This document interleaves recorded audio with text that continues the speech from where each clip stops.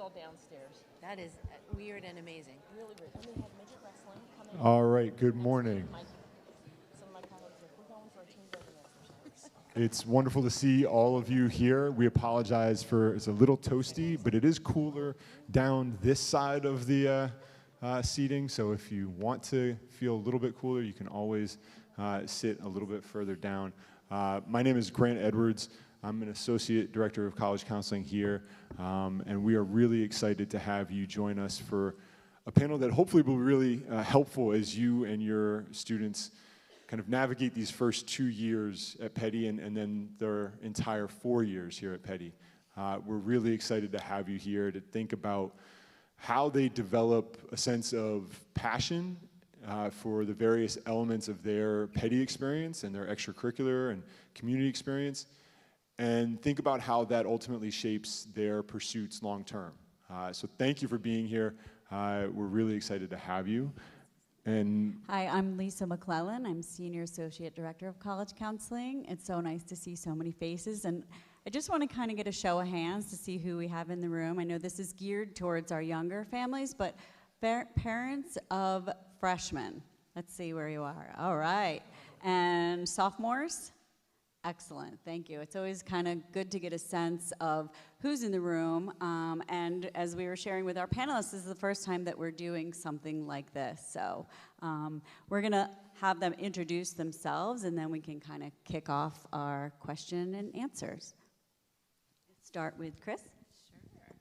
Is it on? Oh, it's already on. Hi, I'm Chris Butler. I come from the George Washington University. I've been in admissions for about 10 years, but I started my career in student affairs. And so it's lovely to have a student development lens on admissions work, because we're very sort of forgiving in the way we look at our students and we understand them as a whole person.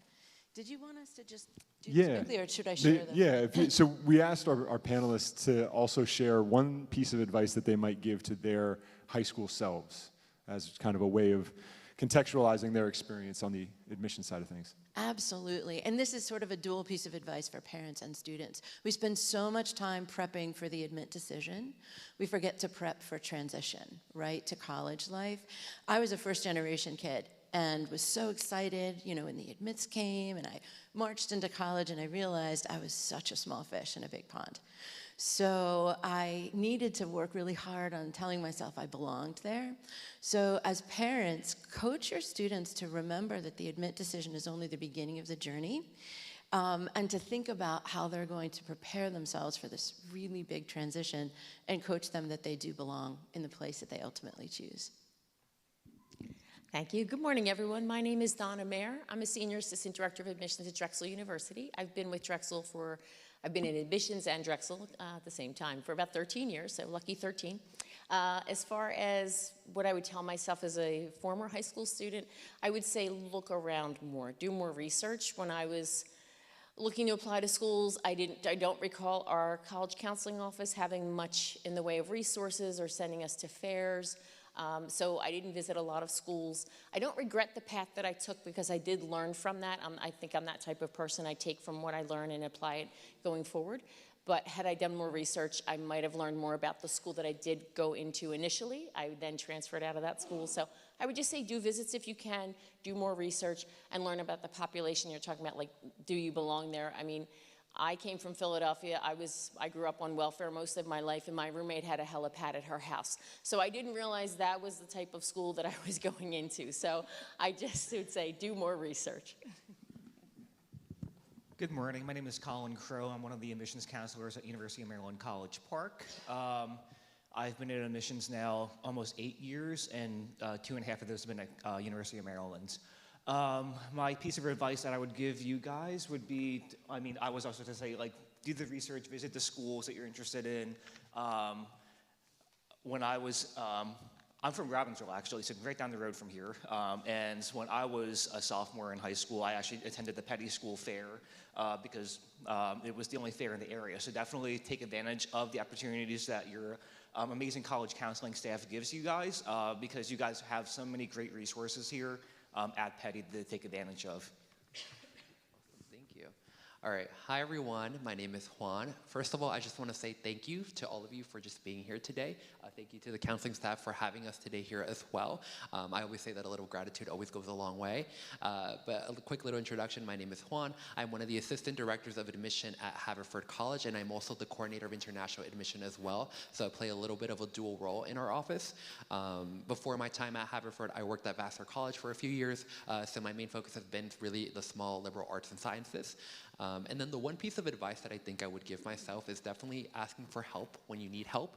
I think, I definitely was a student who always thought that I could do everything on my own. But I always suggest, letting your students know that, asking for help is so important. And when you do need help, it's okay to ask for help as well. Whether it be for homework, for activities, whatever it may be, just asking for help is really, really crucial and very important as well. And I would just echo Juan, thank you all for being here. It's really awesome to have, we talked about the use of the word awesome in this truest sense, right? Awesome to have 4 people with such, depth of knowledge to share your insights into what is really helpful for our parents and families. So thank you for being here. So just a little kind of run of show, how we're gonna approach this. We're going to start off with a question. Lisa and I will have a microphone. We will stand up after we kind of kick things off and get the conversation started, and we hope that you'll engage as well. So if you have a question, flag one of us down. We'll come to you with a microphone. And again, we're going to try to cover as much ground as we can, but we want to also make sure that we're really being thoughtful about the kinds of questions that we dig into.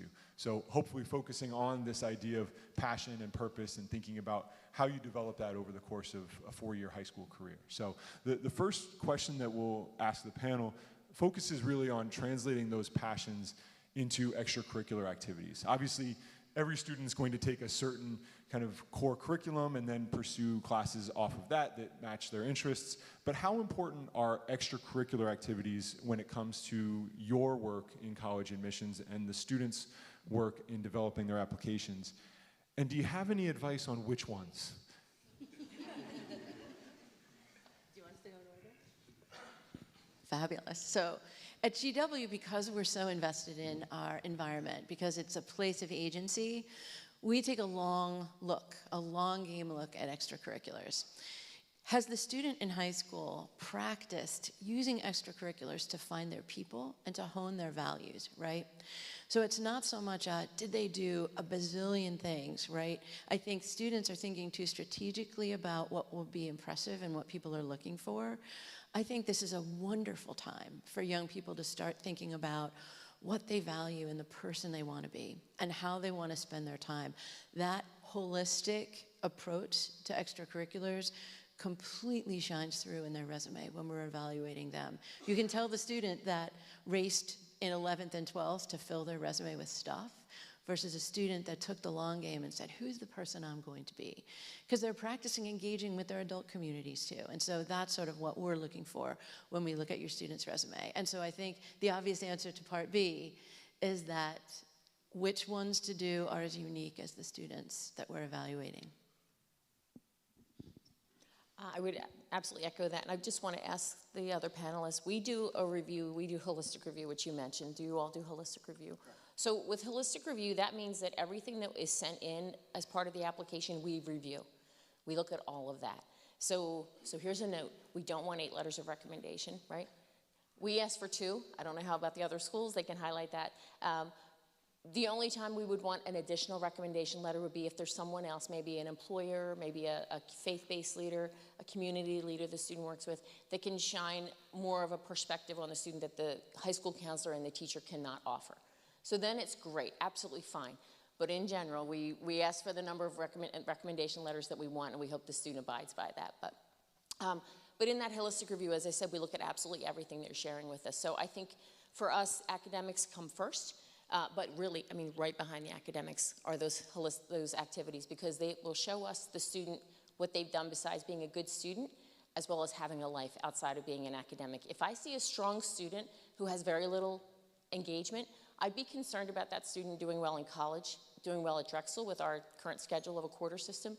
So that really is important information for me to look at, because I want them to be able to come to Drexel, add to our community, and have a good time, and be able to continue to be a good student and add to our community. And if they're having trouble doing that in high school, then I'd be concerned they'd have a hard time doing that in college as well. So I think the student needs to figure out, use those extracurriculars to figure out what they'd like to do. The extracurriculars show us their time management skills, show us what they've been involved in, what they're passionate about, show us if they put themselves into the industry maybe that they're applying for already.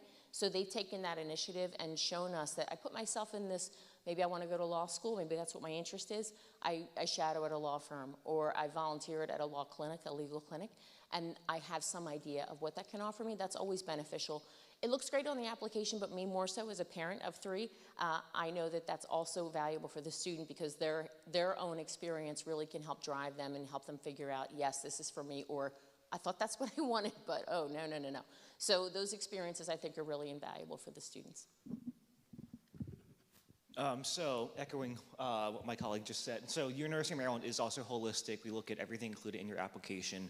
The academic factors are still weighted pretty heavily in the admission review process, but also we do look at your activities and anything you're involved in all throughout high school as well. University of Maryland, you're going to hear this term, sometimes throughout the admission process. We're major blind, which means we don't care about when a student applies to UMD, we don't care about the student's major. So we're not looking at things pertaining to the student's major as part of our admission review process. So for us, we don't really, it doesn't matter to us what activities or things you're involved in high school.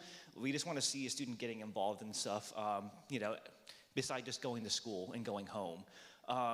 And for me, it's usually quality over quantity. So seeing a student involved in something over a longer stretch of time, as opposed to 1 or 2, a whole bunch of activities for like maybe a year or like a half a semester, to me is more important than that long list of activities.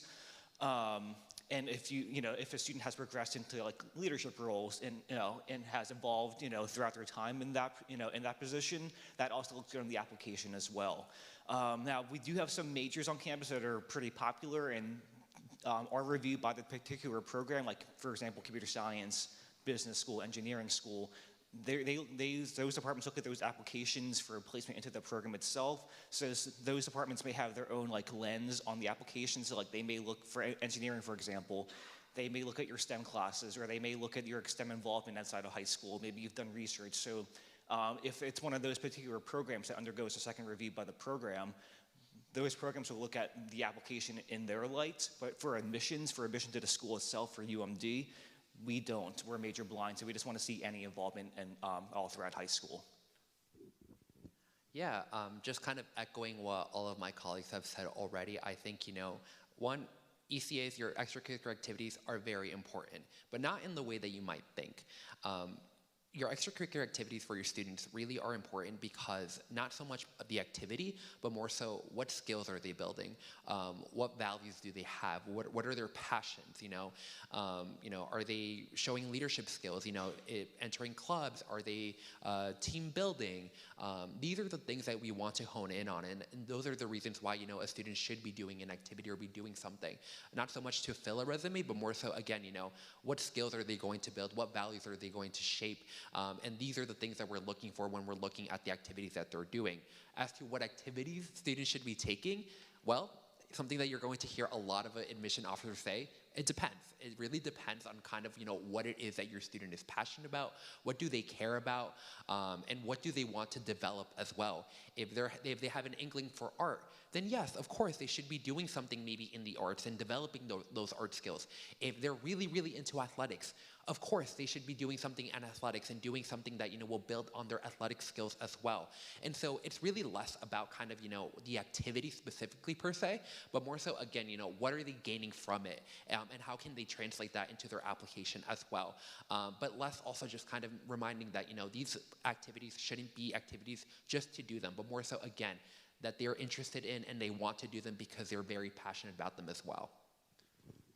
Can I jump in also too? I know there are times where I'm reading students, and I used to have New Jersey as my territory, and I would see a lot of engineering students from certain schools. So it wasn't uncommon to see engineering students were also musicians. So that was more maybe a stereotype or just, okay, that's not a surprise to me.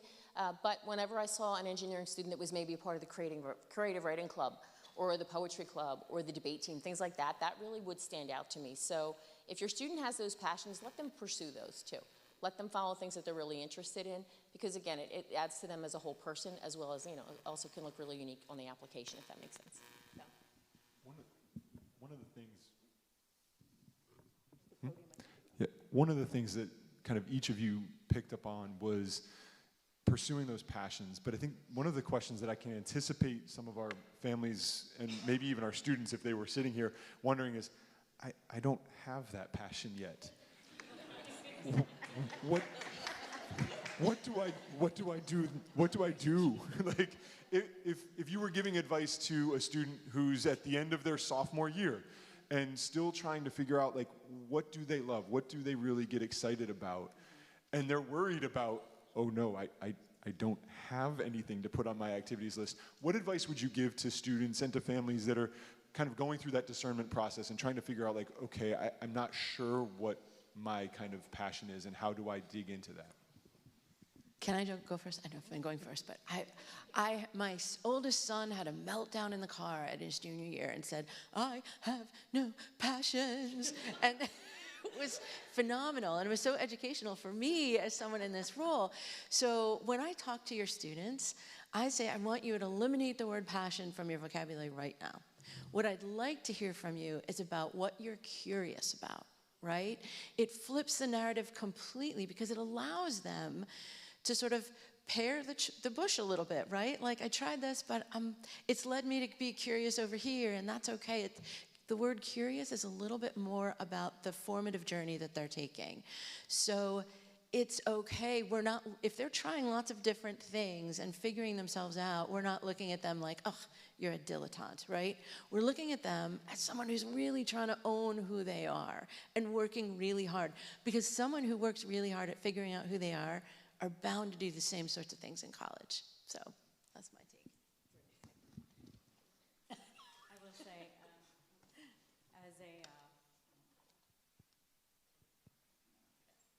as a parent of three, 2 Petty graduates and 1 soon-to-be Petty graduate, I actually got goosebumps when you said that, because it's so true. And as our whole office are Ted Lasso fans, so we kind of caught each other's eye about the be curious.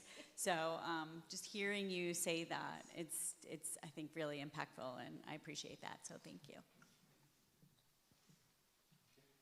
Sorry, just to follow up on that, how do the students actually convey that uncertainty in their application if they're at that level? How does that come across? To kind of oppose to what you said earlier, how do students do that?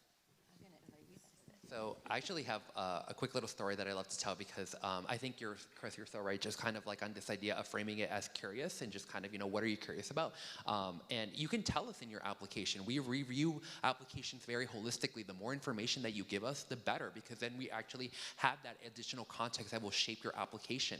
The short story that I had is that I remember it so clearly. I always remember the student, but she was an athlete. She was a 3-year swimmer, and she wrote her entire essay about how she hated swimming, and that she was with a friend, and with her friend she attended like a clay making class or whatever it may be. I forgot exactly the details about it, but she wrote her entire essay about how she really found a passion in clay making. Now, she said in her essay she's not good, that she was not good at clay making, but that she was curious about it, that she liked it, and that she was very, very happy doing that as well. And so in her extracurricular activities, I saw, oh wow, she did 3 years of swimming and only 1 year of clay making.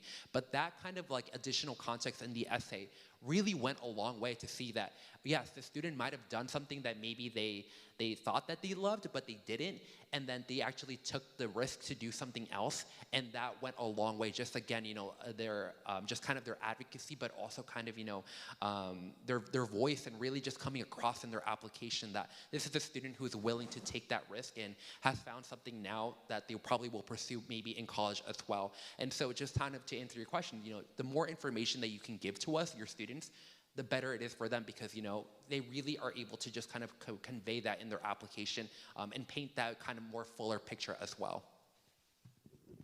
Can I ask a question? I don't know if any of the parents want to answer. I'll say pop quiz. How many student clubs and organizations does Petty offer? How many?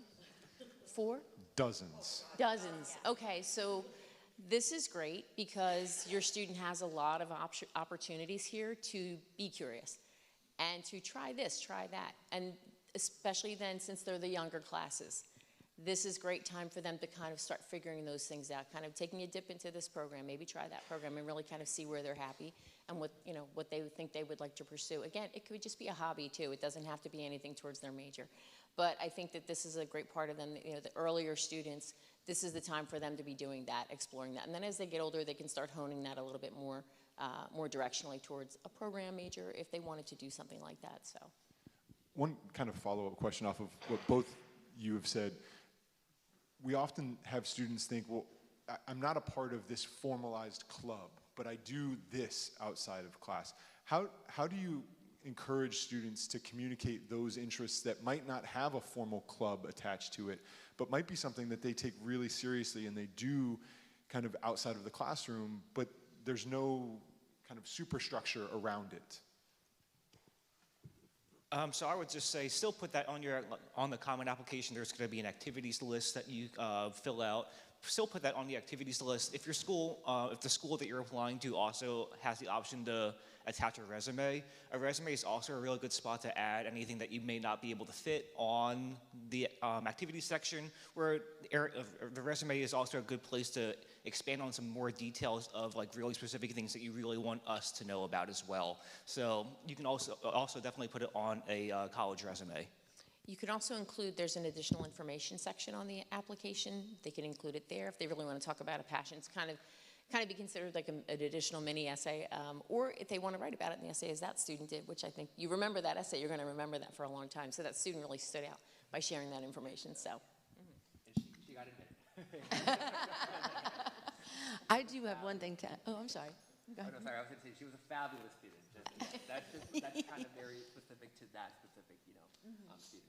Absolutely. And I think we would all say that we love a student with an interior life, and we want to see that exemplified on their resume or on their activities list.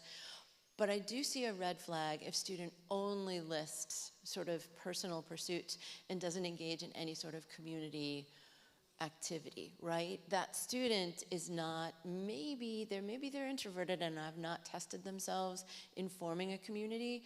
It's a little bit of a red flag for me. That doesn't necessarily mean that they've got to, do things just for the sake of doing them, but a student who only demonstrates an interior life may struggle in college with finding their people. And so I would encourage your students to very much tell us what they love to do with their extra time, but make sure they're getting out. They're not just playing video games online or practicing their violin, that they're actually doing some things that broaden their world a little bit. I'm going to keep going unless people have questions. Yeah.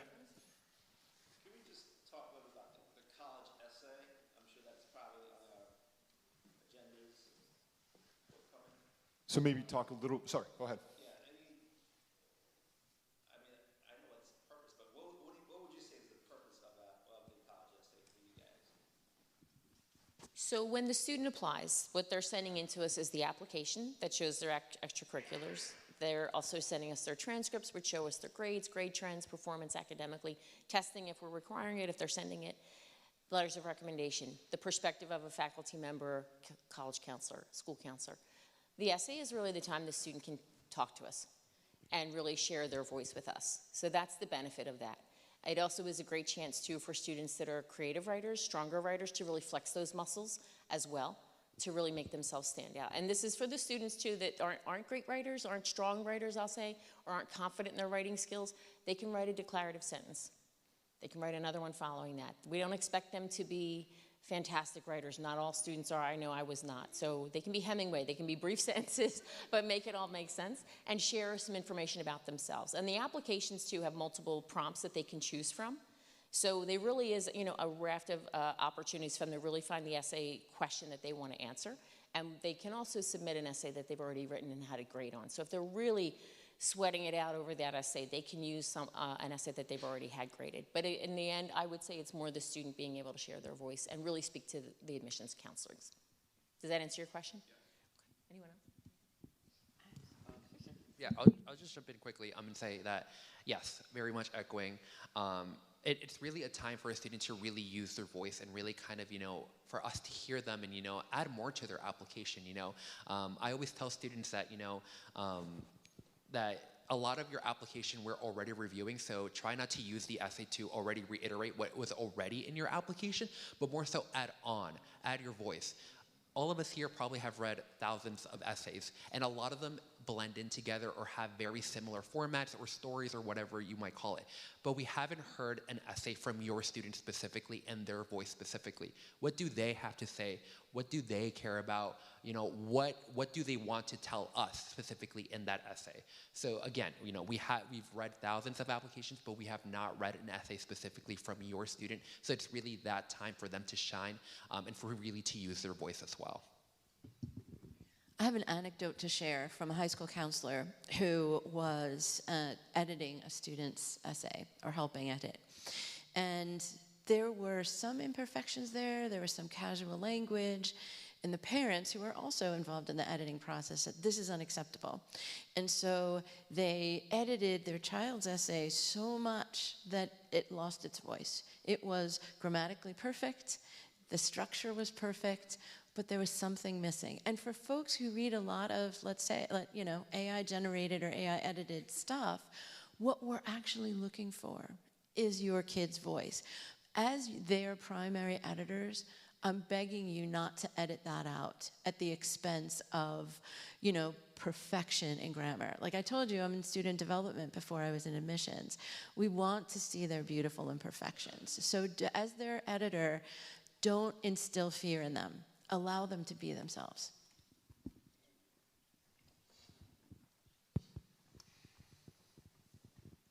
It's growing so much more competitive compared to when we were probably applying. So many more kids and many more applications for you guys.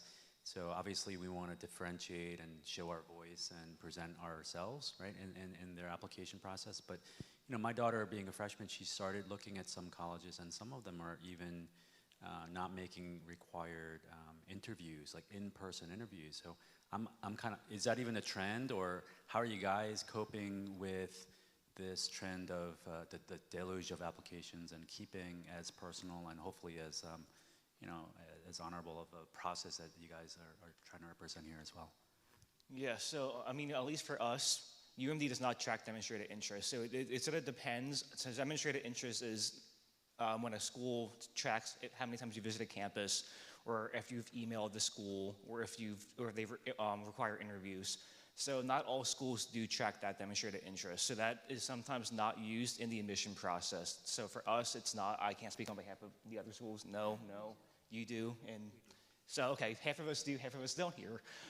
So it just depends on the school itself. So reach out to the school and ask if they do.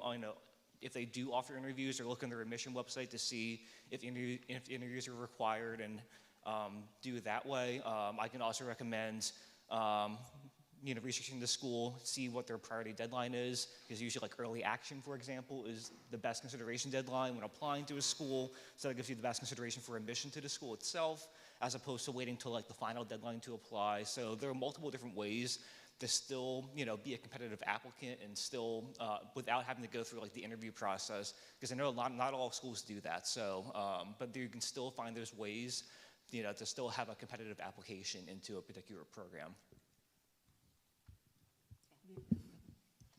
Mine's really brief. Just if your student has an interest in a school that's not offering interviews, we do not. There are more, I don't think there's a school that does not allow a student to meet with their admissions representative for that college. So I know we'll do that when we're on the road. We can meet with them on Zoom, phone calls, emails. We are more than happy to meet with any student that wants to meet with us and ask individual questions. Not an interview for us, but a great chance for the student to meet with us one-on-one and ask for those really detailed questions that they have relevant to themselves. So I encourage you to do that if the school has an interest. That's exactly right. No? So I'll just jump right in and say that, at Haverford, we do have interviews. Interviews are optional, but highly recommended, meaning that if you are interested, you should probably be doing the interview. And I think, the way that we like to frame it is that an interview is not, it's of course, it's an assessment, but it's also for us to have a conversation with the student as well, for us to engage with them and for us to learn a little bit more about their passions. When I interview, I really like to form my interviews as a conversation. You know, maybe I'll ask about academics, but I really do hope that the student takes on kind of, you know, the initiative to really just, you know, carry on the conversation and really, you know, connect with me and just kind of, you know, engaging in explaining, you know, what are they passionate about, what drives them, their curiosity intellectually. You know, again, you know, what are they doing outside the classroom? And I always tell students, you know, specifically, whatever interview you might be doing, please bring questions. It's super important that you also get to learn from us as well. And I think, you know, something that is super important is that, you know, this is a reason why, you know, it's very important to figure out as to why you are looking at a certain school. If it's just on rankings, then that should not be the reason why you're looking at schools. It should be, do they have a program do I love? Does their community seem like a good fit for me? These are the things that are super important, because this will come out in your application and will make you more of a competitive applicant, because you are really connecting with that institution. You're really engaging with them, and you're figuring out that you can see yourself on that campus. And so that's just my piece of advice, that really just kind of seeing institutions and seeing if they do kind of, you know, have interviews, go ahead and do them, but also just kind of, again, be very intentional as to why you're applying to certain institutions as well. And I think this goes without saying at a school like Petty, but optional essays are not really optional, especially if they're in your top 5 schools. That is one way to stand out. In an environment where we're all getting more and more applications because it's easier to apply, doing that optional essay says, I'm really interested in you. I tell students when I do these workshops that an optional essay is like a second date, right? The first date is your Common App essay, and it's sort of, here's all about me. And the second date is, here's why our relationship could work, right? So that optional essay about why do I like your school, invest in the second date, because it does make a difference. Just to build off of Donna's point, one of the opportunity, your students will have plenty of opportunities to engage with folks like the reps that are here on the panel today. The juniors and seniors have fairs both in the fall and for the juniors in the spring, and the seniors even have smaller group opportunities to meet with individual college reps when they visit campus in the fall of their senior year. So those opportunities, as everyone has alluded to, give them an opportunity to really sink their teeth into, okay, what about this school am I interested in? What questions do I have that I might not be able to find the answer to on the website? And how do I kind of use all of that information to really make a decision about which schools I'm most excited about? So, yeah.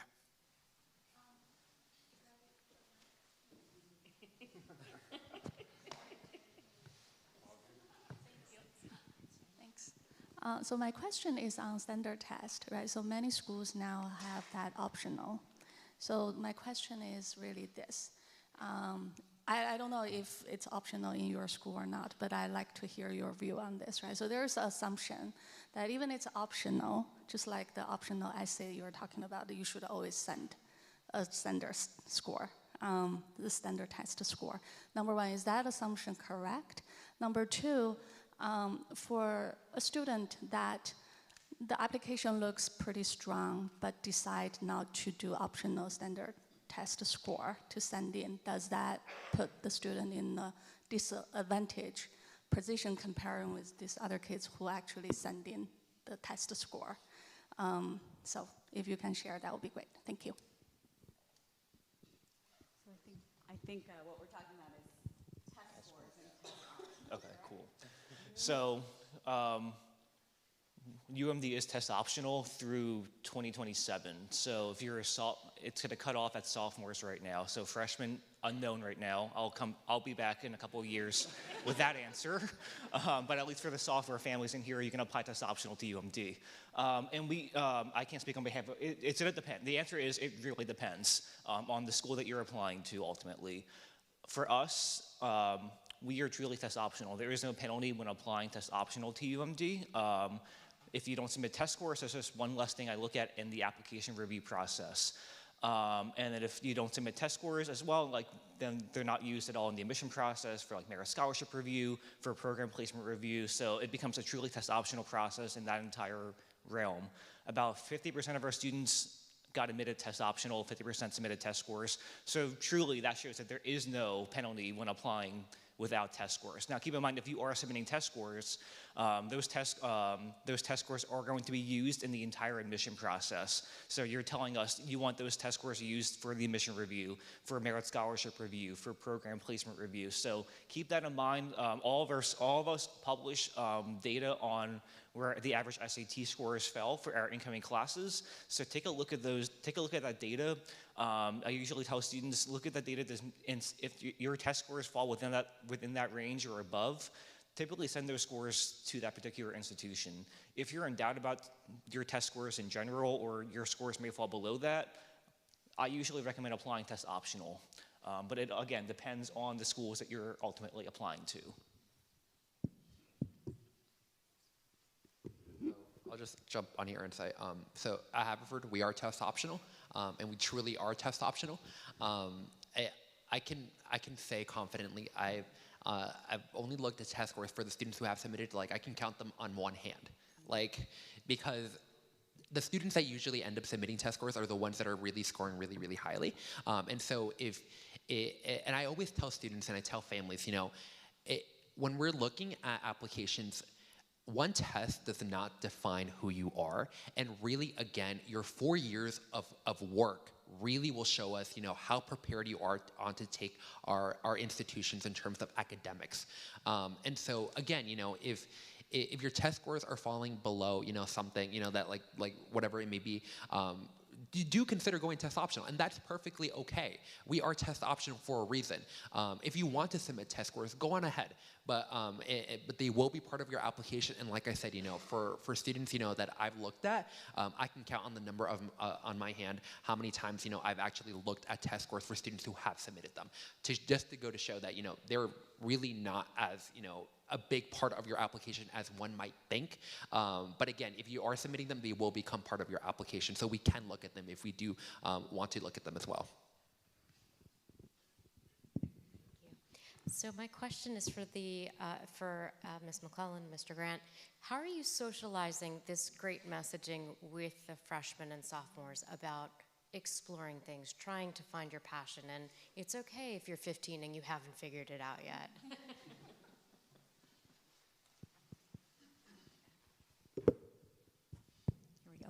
So part of the reason why we wanted to do this session is because we have felt that parents are kind of getting a little more anxious about the process, in part because we've been hearing about how much more competitive it is.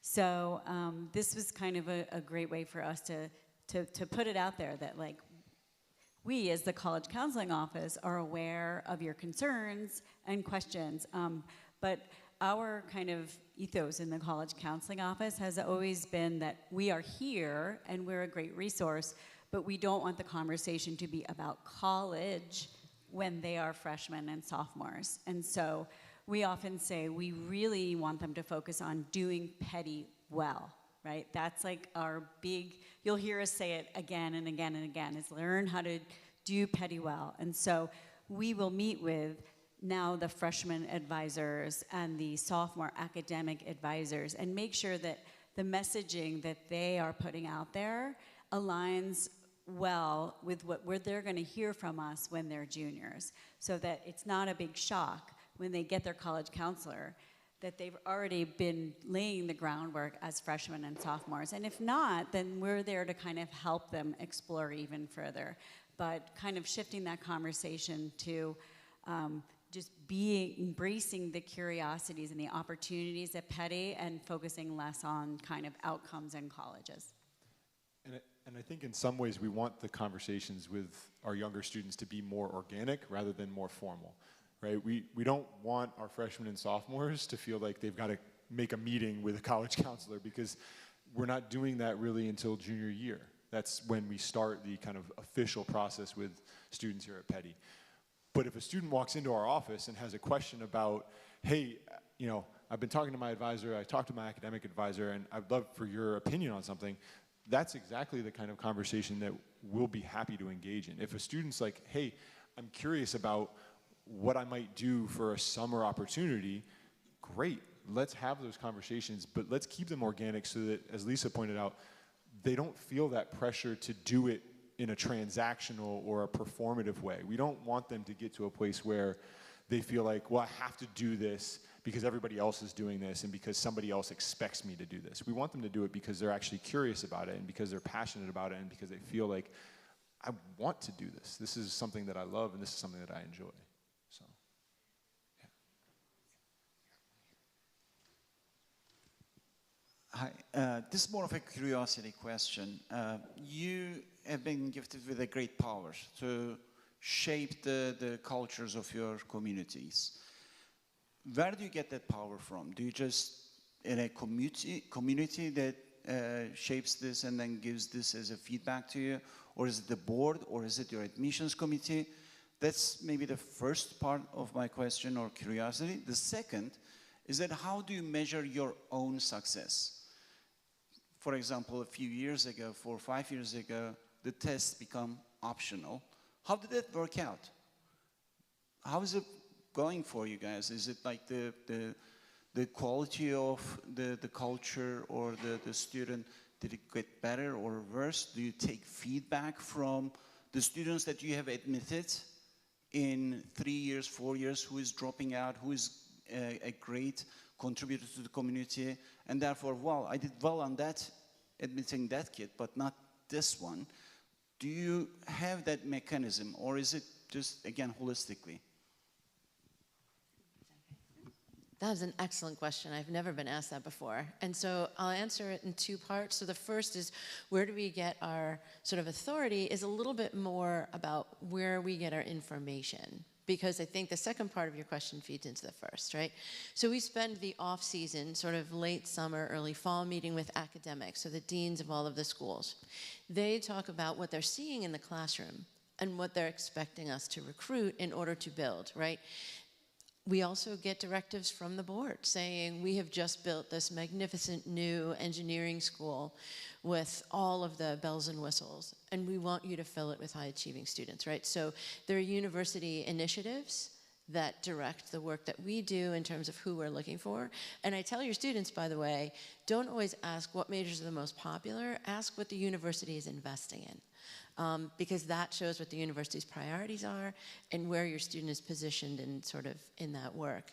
The second is we are expected to be data scientists. I think the best deans of students are now pretty much data scientists. They used to be sort of the Tweety marketing intellectuals, right? Now they're data scientists. We need to make sure that the students we're admitting are graduating, right? And we, even at my level, are invited to be data scientists too, and explore how the students that we're admitting are actually doing, not just in aggregate graduation rates, but school by school, region by region. Transfer versus first-year admits, right? How are we doing, and are we finding the right students for this institution? So we are expected to do that homework. What was the second part? Sort of, do you do follow-through on the data to see who? Oh, for sure, the follow-through data, absolutely. And actually, similar to GW's process, we do that as well. So we'll review, and then we have oversight above us, so shaping the entire class. So there are multiple people looking at every student's application. So it's a multi-step process as far as that goes. But as far as the outcomes, for sure, no, we have to take that information into consideration. We want to see how our students are doing post-graduation. We want to see that they're staying with our community. And that's the thing too, I think the dream school for your student is the school that is the best fit for them academically, socially, financially. So those are the 3 key areas that I always advise families on, because then they're probably really focusing on those things when they're looking at colleges and schools. So we do have to take that information and then use that going forward to help decide what we're going to do with the next year, what types of students are we looking for, how many students do we want to bring in, who can we give financial aid to. So all of that information comes from the previous year information. Absolutely, for sure. Does that answer your question? Okay. Thank you for being here with us today. Your advice has been very valuable. Recently, one of my friend's daughter, not from this school, she got into a very good public school. Very happy for her. And she had like she told us that like her SAT was falling out of the range, right, in the published range, and she had some C's in her transcript. But we are very happy for her that she still got into one of the school that she really wanted to go to. I was just wondering if you have any tips in terms of like how do you help a student like that to stand out in your holistic review, right? Maybe her grades or SAT didn't do as well, but then something must have stood out like in her application that helped her to get into the school that she would like to get into. Sure. So I mean, it may have been contextual information. Maybe you said if the grades weren't always consistent, maybe she had health issues and that impacted how she performed consistently. So things like that, that's what the holistic review allows us to do, to take that type of information into context. I always will give an idea for a student. We have a lot of engineering students, so I will say if you're coming for engineering at Drexel and you failed French in 10th grade, okay, you don't love it, your parents didn't love it, your school counselor, nobody loves that. We don't love that either, but we don't have a language requirement. So what we're going to do is look at how you performed in the math and science courses primarily, and then we look at everything else. So if that F was a blip, okay, great. Let's look at everything else the student has done. So that one grade won't make that decision for us. So again, that's how we help that student, I feel, still be admitted to the school that they want to come to. We also allow students to give us a first choice and a second choice major. So if they're not a good fit for that first choice, if we feel it's not a really good fit, let's look at them for the second choice program they gave to us on the application. We also have a third option for students, an alternate program called First Year Exploratory Studies, which will allow us to admit them to that program so that they can start at Drexel, explore our curriculum like no other student can, and then move forward into the field they think they want to go into. So we give them basically 3 choices as far as us being able to review them for. So I think that's how we help the student in that regard. But for the student you're talking about, it sounds like she had some ups and downs academically, and her testing was a little bit below the ranges, but the school that she was admitted to might feel like, but that's still fine. They might, because we give ranges doesn't mean that we're married to those numbers. Again, holistically, it was probably how they reviewed that student, so they were allowed to see some things in her that they felt would be a good fit for the university overall and for the program. You know what that student story tells me about their story, and I'm not getting paid to say this, but it tells me that they listened to their counselor, right? That student had a list of schools that were a right fit. And this is why we come and do this, right? We develop relationships with the people who are advising you and your student, because they say, oh, you know what? I know your student has ups and downs, but GW is really looking for something like this. I think your kid would really shine here, right? So they may be slightly below profile for our admits, but she's gonna stand out at our school because they know what we're looking for. So this is a really good plug for listening to the expertise of your counselors, because they spend a lot of time with us, right? So there you go. You're welcome. They were not paid to say that, I promise. Exactly. Hi. So I've been hearing lately about schools where they will admit you, but not for that fall, the fall after. Is that a new practice? Because I'd never heard of such a thing when I was going to school, or even in the last couple decades. But this year I've heard that. I didn't know if that was something that was new, or by your face I'm thinking it's not. So we don't admit for the next, so if a student, for example, applied for fall of 2025, we don't admit them for fall of 2026. We would, however, we do offer what's called spring admission, which would be if a student applied for fall of 2025, they would be, we do offer some admission for students for the spring of that spring semester. And that means that we're not able to admit every student to our school, to any of our schools for the traditional fall semester. And so for us, we offer admission to students who we see could be a great fit for the university, but maybe on the borderline between getting denied and getting a traditional fall acceptance. We offer them what's called spring acceptance, and the spring acceptance is still an acceptance to the university. It's just for the next semester. Depending on the school that you're applying to, some schools may offer that spring acceptance to their particular institution. And for us, our spring acceptance also comes with a program called Freshman Connection, which is a program where students have the opportunity to come to campus in the fall still, take classes at UMD just later in the afternoon. So if a student is admitted to the spring semester, but really wants to come to UMD in the fall, there is a program called Freshman Connection that they can take advantage of, where they're essentially a fall student. They come to campus, they live in a residence hall, they're essentially a UMD student just taking later afternoon classes. So we just can't, none of us can admit every single student that we see applications for the fall semester. So sometimes you'll see an acceptance toward like the next semester after that. But I haven't seen anywhere where an acceptance is for a whole year out. Can I just ask also off of that, so what determines for you when you're looking at these applications, whether you're gonna allow the child to come in as a fall student, a spring student with this optional afternoon class? Like, what are the variables that you're looking for to place a child into whichever category that acceptance pile that you're putting them into? And then also, what's the difference, or how do you determine someone who's being accepted versus somebody who's being deferred altogether? Because I know there's that process as well, right, where you may get a deferred acceptance. So how do you determine that? It's based on, so there's a number of factors that go into it. So we're looking at everything in the application. So academically, traditionally for a fall acceptance to UMD, we want to see that most demanding course rigor, mainly A's and very, very few B's. A spring acceptance might be, very demanding, have some of those rigorous classes, may have a little bit more B's than A's, for example. We don't defer a student from, so for example, like if a student applies early action, we don't defer a student to regular decision.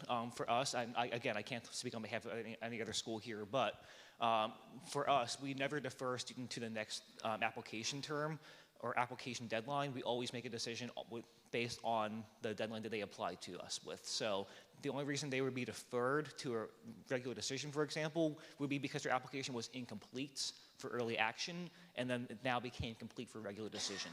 But we would never say like, oh, we're gonna review your application in regular decision. We always make an admission decision at the time of the application deadline dates.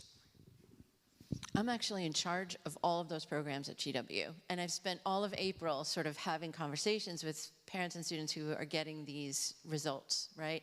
So sort of like you were saying, these students are students that we really want, but the waitlist is a dangerous place, right? A waitlist can be great in turbulent times, but a waitlist, there's no guarantee that a student is going to get in off a wait list. And GW has 7 different programs, right? So we don't even have a ranked wait list.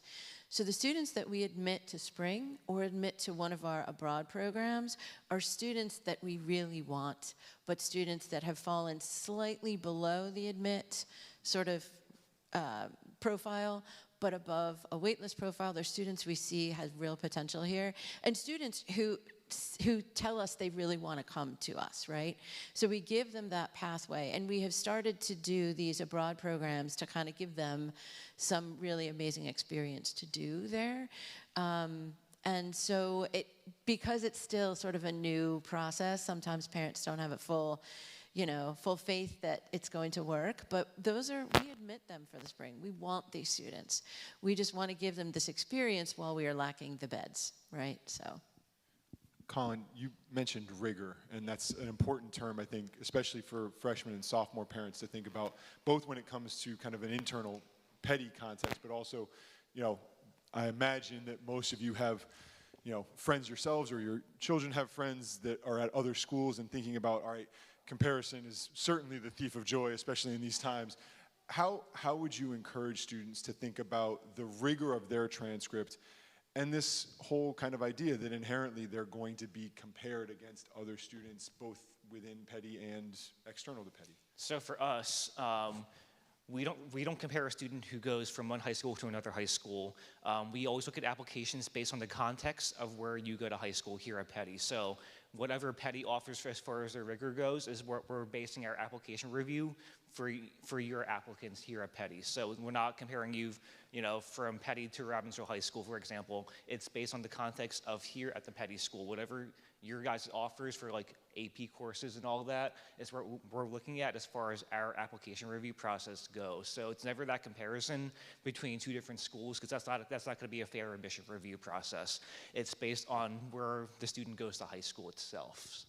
So we'll never penalize a student if the school doesn't offer like a lot of honors and AP classes, we're never going to penalize that student for that because that's just not offered in the context of where you go to high school. So I know Petty doesn't offer that, a whole lot of AP classes. So obviously that's not going to be penalized for you guys because that's the curriculum of the Petty school itself. So it's not fair to, make the comparisons between, two different schools because that's a very different settings. I would say too, if your students in say all college prep courses and they're getting straight A's or high B's and they haven't tried an honors or an AP, I would have some concerns about that. Why didn't they try something a little bit more challenging? They clearly can handle the college prep, which can be rigorous on its own. So I would encourage them to dip into some honors and AP here and there. They don't all have to be at those highest levels, but here and there, I think is a good idea for them. It's a good test for themselves to see how well they do. They might think they want to go into, say, something in computer science, so they're going to try a higher level calculus, which is great preparation for them, especially if they do really well for the collegiate academic, curriculum. So keep that in mind. It's a good way for them to kind of test that out. Maybe they realize I am not strong in those, higher level maths that I'm going to need to do well in college. Maybe that's not the program for me, or maybe another area in that industry is a better fit for me. And I would just say, I'm sorry, just say listen to your child. If you're pushing them to take like AP physics and they're like, not so much, it's not going to be a great outcome. So let your child play to their strengths. That was my question. But just to follow up on that, because I know that my son has a lot of fears amongst his peers, both in the Petty community and outside of the Petty community where, just for example, I don't know, I have a 3.8 GPA, and Jake's like, okay, well, I don't. And they haven't had homework since 4th grade. They don't bring a book bag home. They don't do anything. So when you're telling them you're going to the next level and everything's a holistic review, but at the end of the day, if you don't offer interviews or something like that, it is black and white. So how do you differentiate, a 3.8 GPA for example, a Robbinsville school, which I know nothing about Robbinsville school, versus a Petty whose the academic rigor is so much more intense than maybe a peer that never had to bring a book home? Sure. And that's where the relationship between the counseling office and the admissions offices come into play, for one. But we also do get the school profiles as well when we get the application, and there's a lot of data on there that helps us get, even if you're new to reviewing applications for Petty, you can see the information of how well the students have done on standardized testing, for example, how many APs they offer, what that looks like, how many students might participate in AP, what the grade distribution may be. So there's a lot of great information on that school profile, too.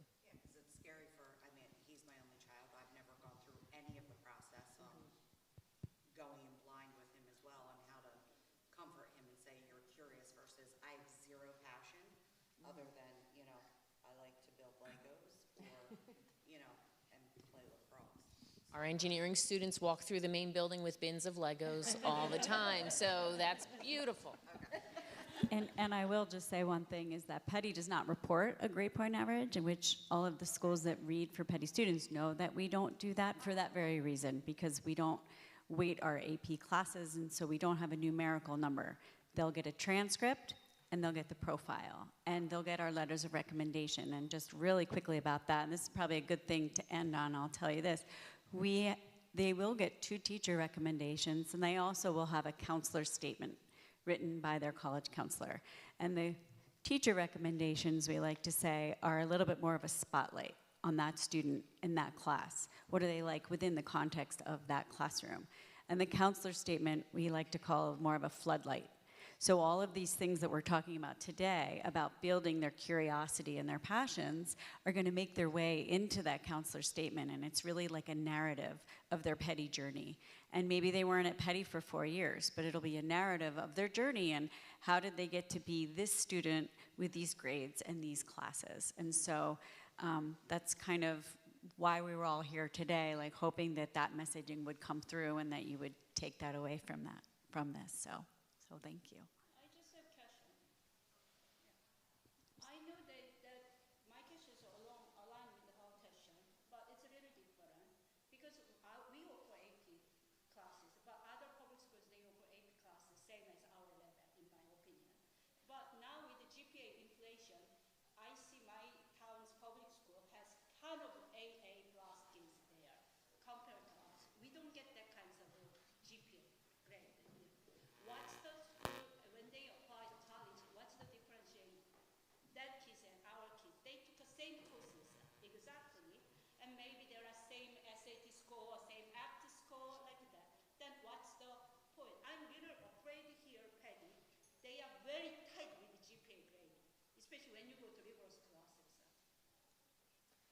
So I think we can certainly continue this conversation individually, but I think one of the things that Lisa and that our panelists. In the college point, where they put the weight on more for us, beneficial for us, not getting kids getting the A and A plus, they might get B or B plus in their class compared to public school kids.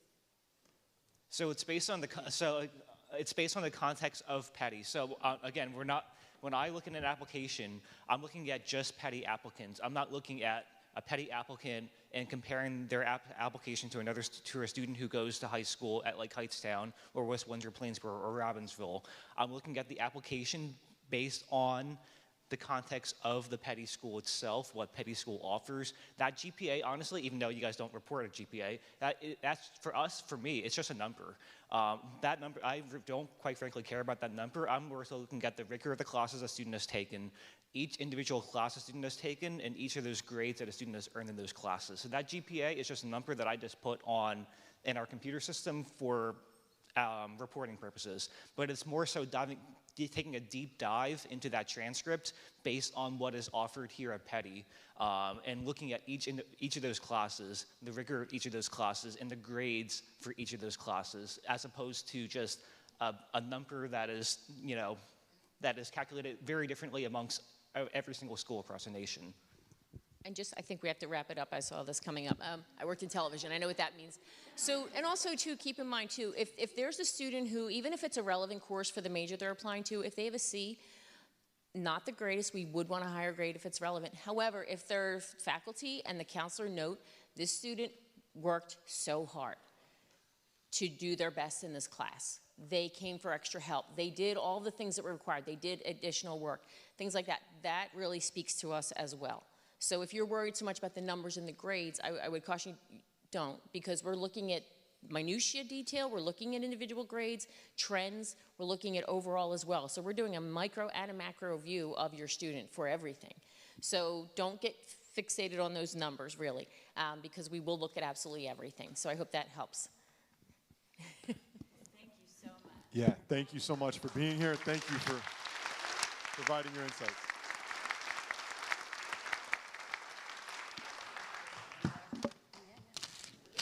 The student panel will begin in about 5 or 6 minutes, so if you want to take this opportunity to get another piece of pastry or some coffee or hit the restroom, now would be the time. We're going to get the students all set up for you. Thank you.